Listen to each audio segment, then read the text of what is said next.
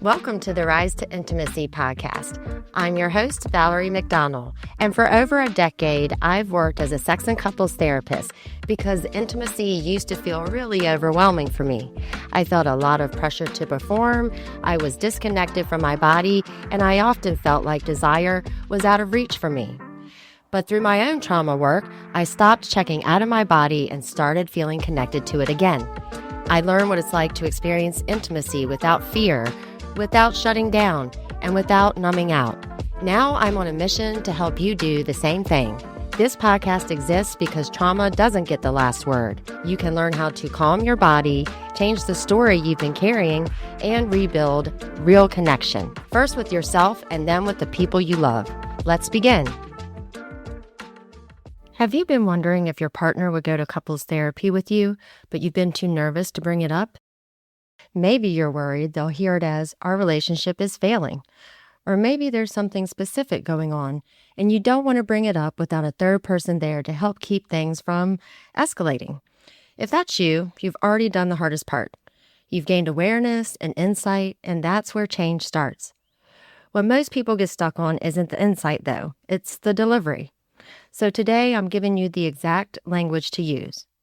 I'll also help you think through when and how to bring it up, and give you a few things to think about in terms of how your partner is likely to react that you probably haven't considered yet. So let's start with why this conversation feels so loaded in the first place. When you've had a realization about a pattern in your relationship, especially one where you feel like your partner isn't meeting your needs or isn't as invested in staying connected, there's a real temptation to walk up to them with the type of energy that says, "You're the problem." Even if you never say those words, that energy shows up in your tone and your body language. Here's what the research tells us about that, though. Studies on conflict conversations found something called the harsh startup effect, meaning the first 3 minutes of a difficult conversation predict, with striking accuracy, how the whole conversation is going to go. So if you open critically or with blame, it almost never recovers, no matter how good your intentions were underneath it. So the goal today is for you to have this conversation in a way your nervous system and your partners can actually hear this request as an invitation, not as the start of another fight. Instead of trying to explain the pattern yourself, you can use one of my episodes as a starting point to do some of that work for you. So let me give you some examples since you'll want to send your partner an episode that names the specific pattern you recognize in your own relationship. If what resonates with you is feeling like one of you keeps reaching for connection while the other pulls away, then send the Pursue Withdraw episode released on February 24th. If you're realizing how resentment has turned into distance, a lack of connection, or lost desire, then send the episode titled Resentment is the Silent Killer of Sexual Desire, and that was released on May 19th. But the goal here isn't to just listen to my podcast, although I highly appreciate it, is to invite your partner to listen to a podcast episode that explains what you've been feeling for a while, except it comes from a neutral third party, which helps to ensure your invitation won't feel like an accusation. And this can also help to lower the emotional stakes enough so that your partner's defenses don't have to go up before you've even finished introducing the idea of sex and couples therapy. Now, which episode you send should also depend on who your partner is, not just what resonated with you. If your partner tends to be skeptical of anything that feels too much like therapy, pick something research heavy, an episode where the data and the studies are doing a lot of the talking. A good example of that is the episode titled Sexless Relationships Get Worse the Longer You Wait, and that was released on May 5th. But if your partner tends to check out during anything that feels like a lecture, pick something shorter and more story-driven, one built around an example or a couple situation rather than a breakdown of concepts. That version feels like a story they can see themselves in and not homework.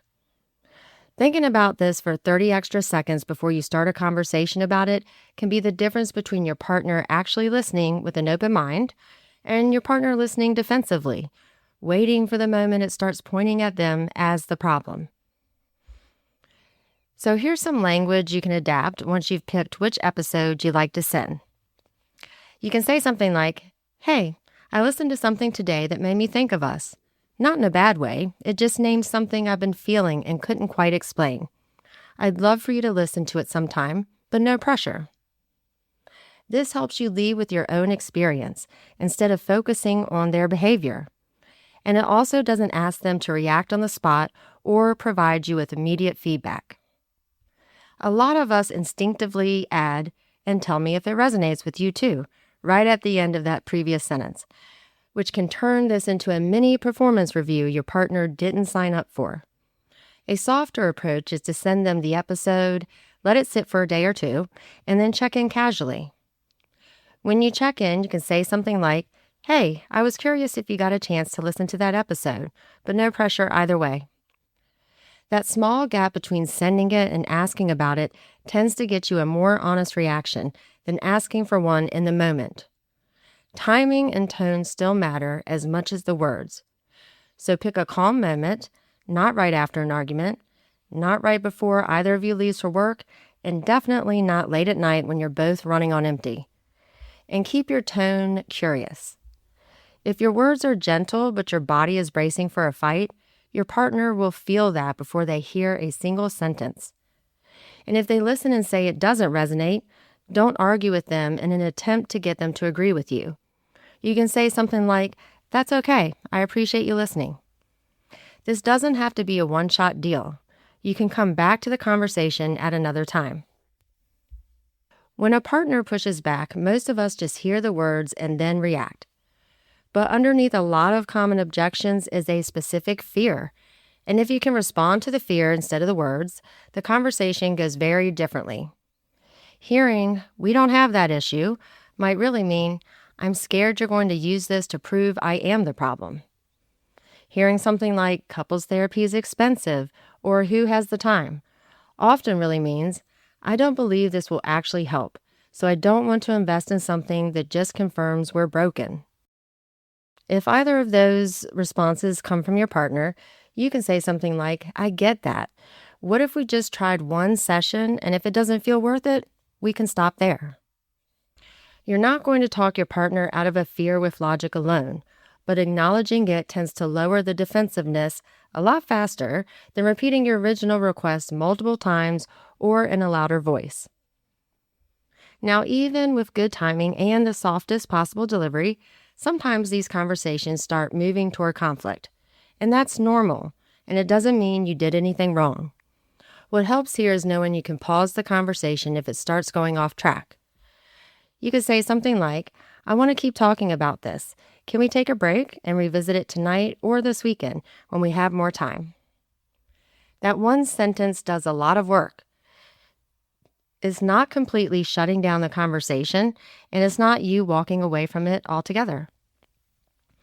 It's you protecting the conversation so it doesn't turn into the exact fight you were trying to avoid in the first place. Now, your goal here isn't to just talk about an episode you both listened to. It's to convey the message that you think your relationship could use more support. So let's briefly talk about that. Once you introduce the idea of attending sex or couples therapy, be sure to frame it as an addition to the relationship, not a verdict on it. You can say something like, "I want us to have more skills," instead of saying, "I feel like something is wrong with us." You can also start with a smaller request. You can do this by not asking your partner to commit to couples therapy as an open-ended concept, but instead asking for them to try out one session first, like I previously mentioned. Asking your partner to set aside 1 hour of time feels a lot easier for a hesitant partner to agree instead of agreeing to something they can't picture the end of. Also, state out loud that this isn't about blame. Help them know that you're not looking for someone to agree that your partner is the problem. Let them know instead that you want both of you to feel supported during any challenges you're facing.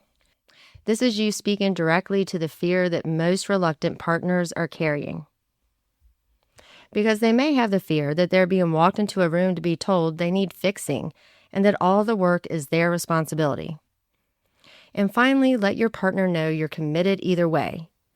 You can let them know that even if they're not up for couples therapy right now, that you plan on doing the work on yourself. This removes the pressure of an ultimatum while staying honest about where you stand. It also happens to be one of the most consistently effective moves in the research on this exact topic because it gives your partner a real choice instead of making a demand, which paradoxically makes them more likely to opt in. And if the answer is still no for now, that doesn't mean the relationship is doomed. Research on couples seeking therapy has found that couples often wait an average of 6 years after problems start before ever getting help. So if your partner needs more time, that's common. And again, it doesn't mean the door is closed forever. But that being said, I don't really want you to wait 6 years. I don't even really want you to wait 1 year. Because the longer a pattern repeats, the more there is to untangle, including years of resentment that build as a result. And even a great couples therapist isn't a miracle worker with a magic wand to make everything better. As a couples therapist, we also need time to understand the history of your relationship, the patterns that consistently show up and cause friction, and the level of willingness and patience you both have before we can help you make real progress. So the earlier you seek help, the less there is to unpack, and the quicker progress can be made. So let me bring this together into something you can actually use. If you want to use one of my podcast episodes to start this conversation, you're going to pick an episode that names your specific pattern and think about which version would land best with your partner's style. Remember to lead with your own experience when you share it, and let it sit for a day or two instead of asking for a reaction right away. Don't forget to intentionally choose a good time for this conversation. You want it to be when you're both calm, not about to go to sleep, and not right after a conflict. If your partner pushes back, respond to the fear underneath their words, not just the words themselves. Have a way to pause if the conversation starts to go sideways, so you can pause it instead of letting it turn into the fight you are trying to avoid. And when you introduce the idea of therapy, ask small. Ask for 1 session, not a lifelong commitment. And know that a not yet isn't a no forever. So you don't need the perfect words. You just need words that are honest, low pressure, and centered on connection instead of blame. And if your partner says yes to listening to an episode or to therapy or to any of it, take a second to actually tell them you appreciate it, because that's not a small thing. That's someone choosing to invest in the relationship alongside you. Thanks so much for listening. If you found this episode helpful, I'd be so grateful if you left me a review on your favorite podcast platform. I'll see you next week. Thanks for listening to the Rise to Intimacy podcast. If today's episode resonated with you, know that healing is possible and you don't have to do it alone. If you're enjoying the show, please leave a rating and review for us at ratethispodcast.com/rise. It really helps others find us, and I'm so grateful for all your support. You can learn more about my coaching packages for individuals and couples at risetointimacy.com. And remember, sex therapy isn't for people who are broken. It's for people brave enough to look beneath the surface.